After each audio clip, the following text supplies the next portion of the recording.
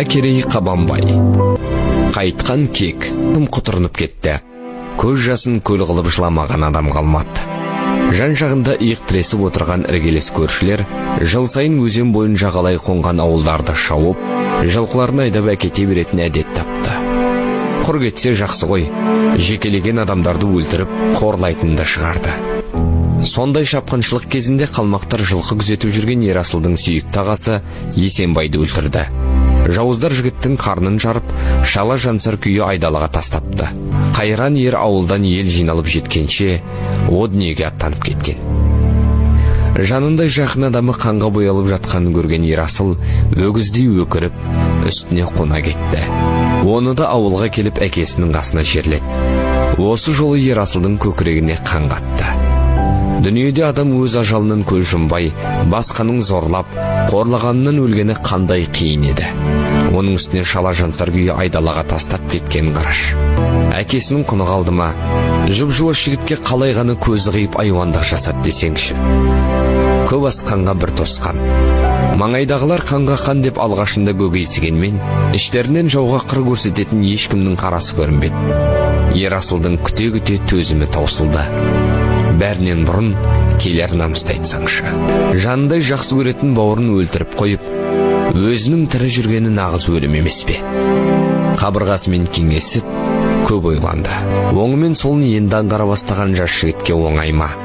Алдында екі жол жатты. Бірі аға кегін жоқтап жауға жалғыз бару.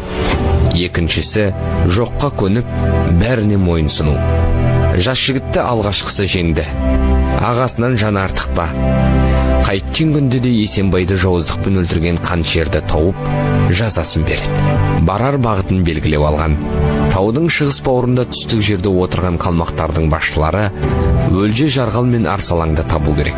Елден естуінше ағасының өліміне кінәлі осы екеуі. Жолға дайындалды. Қоржынына 2-3 күннің азығын салып, әкесінен қалған 4 қырлы қартамақ найза мен қайқы қара қылышталды. Қынына 200-ді алмас қанжарды тақты. Ешкімге жөн айтпастан, жылқыдағы ара күреңін білдірмей ұстап мініп, ата жауым қайдасың деп тартып отырды. Көкірегі толған кек, кернеген ашу. Түн қатып жүріп кеп, қалың ауылдың тұсындағы қалың тоғайды паналаған Ерасыл біразға дейін үңгірде жатқан аюдың үйін кешті. Біртіндеп жан жағына көз тастады. Ауылы тым тақау орналасыпты. Әр тұста қора-қора қой, үйір-үйір жылқы көрінеді. Бұл маңды Сарыбел дейді. Сонау бала кезінде әкесі Қожағұл екеуі теңбіл көкке мінгесіп, мұнда талай келген.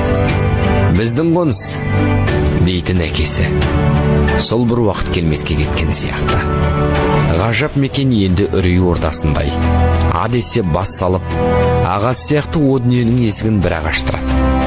Жалынып жалбарынатын Ерасыл емес, азар болса бір өлім. Ауылы тіпті бейжай, қазақтардан қауіп күтпейтін сияқты. Өз ісімен мәре-сәре. Мұндайда тоғай ішінде жата берудің еш жөні жоқ. Қайткен күнде де жөн сұрар бір адамды табу. Екі қалмақтың бірінің қазақша сөйлейтіні анық.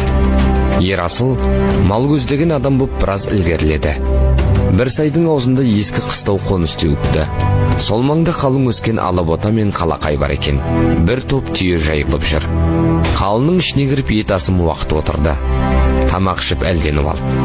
Сөйткенше қолына таяқ ұстаған бір адам су жағалап келді де, сәлден соң алаботаға кіріп көрінбей кетті. Әлгі кеткен жаққа Ерасыл мысық табандап жақындай түсті. Кенет құлағына мұңлы әуен естілді. Жолбарыстай жымып, әуен шыққа қарай тұса жетті. Алота асып кеткенім, түбіме ақ жеткенін ай, деп ақырып бебеулеп әлде кім, өлеңнің мақамы тым бөлек. Қырғыз сияқты ма? Бұл жақта сонау су жақтан ауып келген қырғыздар бар ма?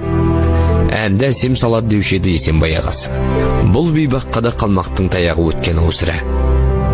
Ерасыл демін ішіне тартып, жыбырлап төрт тағандап жылжып, есікпен төрдей жерге келгенде қараса, кіп-кішкене, қозының асығындай ғана аласа бойлы жігіт екен.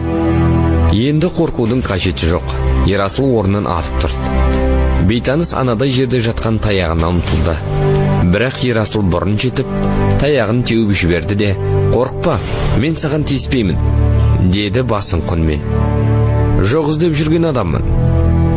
Бейтаныс жігіт Ерасылдың басынан аяғына дейін қарап шықты да сенген адамның кейпін танытты. Қарсыласудан пайда жоқ екенін білді ме, тез жуасып отыра кетті. Атың кім? Ердене. Не қып жүрсің мұнда? Түйе бағып жүрмін. Қалмақтың батыры өлжейдің түйелері. Солай де. Ерасылдың жанарынан от жылт етті. Қуаныштан жүрегі дүрсілдеп қоя берді. Кімсің сен? Қырғызмын. Мені 7 жасымда тұтқындап әкелген. Тілдерінің ұқсастығы ма, әлде қазақ пен қырғыздың арасында